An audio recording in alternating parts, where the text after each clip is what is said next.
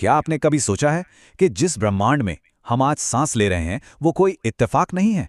मेरा मतलब है, आज विज्ञान जिन गहरे और उलझे हुए रहस्यों को सुलझाने में दिन रात लगा हुआ है, क्या ऐसा हो सकता है कि वो सारा ज्ञान किसी प्राचीन सभ्यता के पास पहले से ही मौजूद हो? आज के इस खास एक्सप्लेनर में हम एक बेहद रहस्यमयी और माइंड बेंडिंग सफर पर निकलने वाले हैं। हम देखेंगे कि कैसे मॉडर्न क्वांटम फिजिक्स और 2500 साल पुरानी बौद्ध विजडम दोनों एक ही कॉस्मिक कोड की तरफ इशारा कर रहे हैं। तो चलिए, बिना किसी देरी के इस गहरे सत्य की परतें खोलना शुरू करते हैं। शुरुआत एक बहुत ही चौंकाने वाले सवाल से करते हैं। क्या यह ब्रह्मांड महज एक कंप्यूटर कोड है?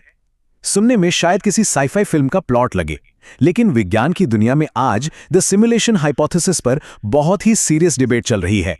निक बोस्ट्रम जैसे मशहूर फिलोसोफर और एलन मस्क जैसे टेक विजनरीज भी ये मानते हैं कि इस बात की बहुत बड़ी पॉसिबिलिटी है कि हमारा ये पूरा ब्रह्मांड एक बेहद एडवांस कंप्यूटर कोड पर रन कर रहा है।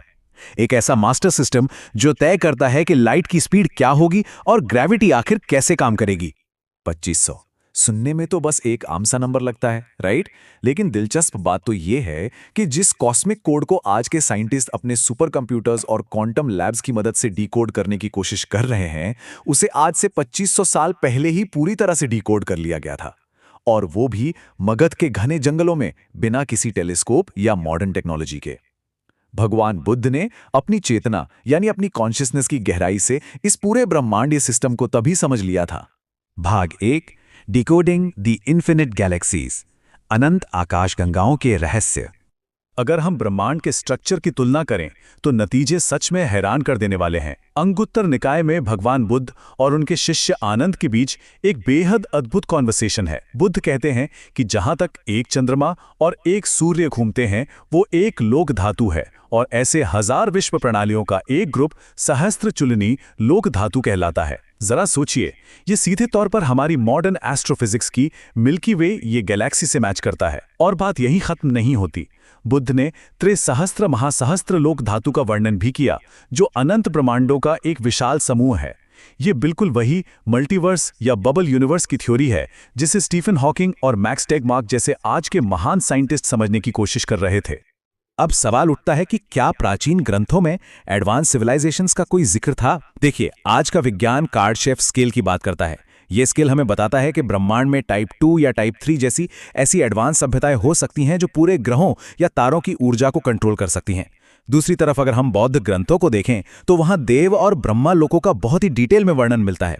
वहां साफ लिखा है कि कुछ लोकों में प्राणियों का भोजन केवल प्रकाश यानी लाइट है। उनका शरीर हमारी तरह ठोस नहीं है, बल्कि वो एनर्जी से बने हैं और मन की गति से यात्रा कर सकते हैं। तो क्या ये एनर्जी बेस्ड एडवांस सभ्यताओं का ही प्राचीन वर्णन नहीं है? ये सिमिलैरिटीज सच में दिमाग को झकझोर कर रख देती हैं। आप सबने हॉलीवुड की फिल्म इंटरस्टेलर तो शायद देखी ही होगी। उसमें अल्बर्ट आइंस्टाइन के टाइम डायलेशन के सिद्धांत को बहुत ही खूबसूरती से दिखाया गया है, जहां एक ब्लैक होल के पास बिताया गया समय हमारी धरती के समय से बिल्कुल अलग होता है। लेकिन आपको जानकर हैरानी होगी कि बिना किसी एटॉमिक क्लॉक के यह सदियों पहले ही बता दिया गया था कि समय एब्सोल्यूट नहीं है, बल्कि रिलेटिव है। एंशिएंट विजडम के अनुसार चातु महाराजे का देवलोक का एक दिन धरती के 50 सालों के बराबर होता है, और ताबेतिनसा लोक का एक दिन हमारे 100 साल के बराबर। अलग अलग डायमेंशंस में समय की गति का यह विज्ञान सदियों पहले ही बड़ी बारीकी से दर्ज कर लिया गया था। मॉडर्न साइंस का साइक्लिक मॉडल कहता है कि ब्रह्मांड बिग बैंग के साथ फैलता है और बिग क्रंच के साथ सिकुड़ता है। ये एक साइकिल है, और ठीक यही सेम कॉन्सेप्ट प्राचीन ज्ञान में संवत कप यानी ब्रह्मांड का सिकुड़ना और विवत कप यानी ब्रह्मांड का फैलना के रूप में मौजूद है। उस दर्शन के अनुसार भी इस ब्रह्मांड का कोई एक फिक्स शुरुआत या अंत नहीं है। ये बस एक निरंतर इन्फिनिट लूप में चलने वाला चक्र है। भाग 2, क्वांटम कनेक्शंस एंड वाइब्रेशंस, सूक्ष्म स्तर पर ऊर्जा का कंपन। ज्ञानोदय की उस ऐतिहासिक रात को याद करते हैं। बोधि वृक्ष के नीचे सिद्धार्थ गौतम की चेतना ने समय और स्पेस की सारी सीमाएं लांघ दी। उनके विजन के पहले चरण में उन्होंने जन्म और मृत्यु के अनंत चक्रों को देखा। फिर दूसरे चरण में उन्हें यह ज्ञान मिला कि इस ब्रह्मांड में कुछ भी अकेला या इंडिपेंडेंट नहीं है, सब कुछ कनेक्टेड है। और तीसरे चरण में उनकी दृष्टि फिजिकल रियलिटी के एकदम माइक्रोस्कोपिक यानी सबसे सूक्ष्म स्तर तक पहुंच गई, जहां उन्होंने देखा कि कुछ भी सॉलिड नहीं है, केवल और केवल वाइब्रेशन है। आज का मॉडर्न साइंस इसी फिनोमेनन को क्वांटम एंटेंगलमेंट कहता है। ये एक ऐसा कॉस्मिक लॉ है जहां ब्रह्मांड के एक कोने में मौजूद पार्टिकल का असर दूसरे कोने के पार्टिकल पर तुरंत पड़ता है।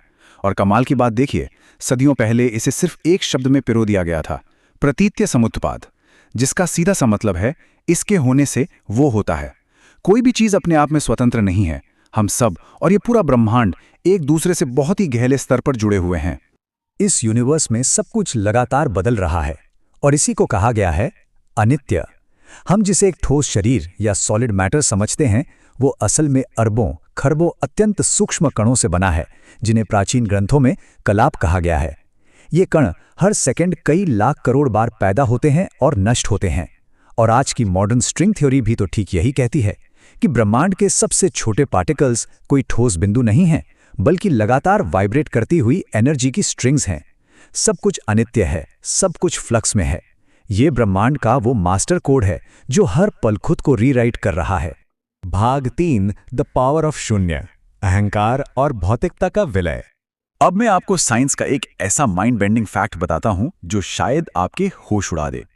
एक एटम यानी परमाणु, जिससे हमारा फिजिकल शरीर और ये पूरी दुनिया बनी है, उसका 99.99% हिस्सा पूरी तरह से खाली स्पेस है। जी हाँ, एकदम एम्प्टी स्पेस। सॉलिड मैटर तो सिर्फ 0.01% है। ये साइंटिफिक फैक्ट उस प्राचीन स्पिरिचुअल दावे को 100% सही साबित करता है कि जिसे हम ठोस या रियल मानकर बैठे हैं, वो महज एक इल्यूजन है, बस एक भ्रम है। और इसी खाली स्पेस को, इसी अल्टीमेट रियलिटी को एक बहुत ही पावरफुल नाम दिया गया था, शून्य। जरा सोचिए, जब हम किसी कंप्यूटर कोड से सारा डेटा डिलीट कर देते हैं तो क्या बचता है? एक ब्लैंक स्क्रीन, राइट? ठीक उसी तरह जब हमारे सारे भ्रम, सारी इच्छाएं और ईगो पूरी तरह से मिट जाते हैं, तो जो बचता है वो है द वॉइड, यानी शून्य।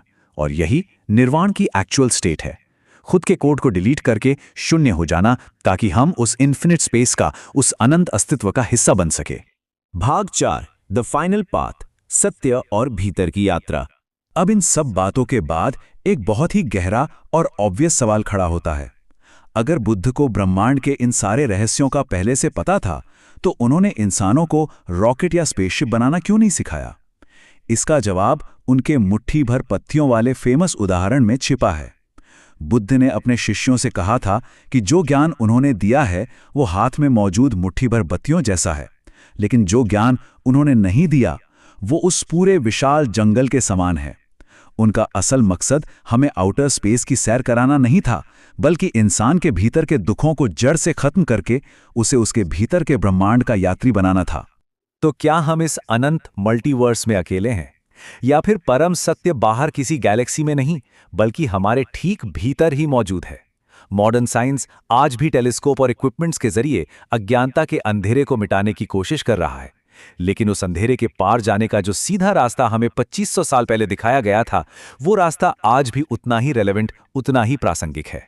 बाहर के इस अंतहीन भागदौड़ में अपने भीतर के शांत केंद्र को खोजना ही सबसे बड़ी समझदारी है। अगर साइंस और कॉन्शियसनेस के इस गहरे सफर ने आपको थोड़ा भी सोचने पर मजबूर किया है, तो इस विचार को यहीं मत रोकने दीजिए। इस एक्सप्लेनर को उन सभी के साथ शेयर करें जो हमारे अस्तित्व के इन गहरे रहस्यों को समझने में दिलचस्पी रखते हैं। और हाँ, शून्यपद चैनल को सब्सक्राइब करना ना भूलें। कमेंट्स में नमो बुद्धाय लिखकर या अपने विचार साझा करके हमें जरूर बताएं कि आपको ये सफर कैसा लगा। शून्यपथ पर हमारी ये ज्ञान की यात्रा यूं ही जारी रहेगी। आज हमारे साथ जुड़ने के लिए आपका बहुत बहुत धन्यवाद।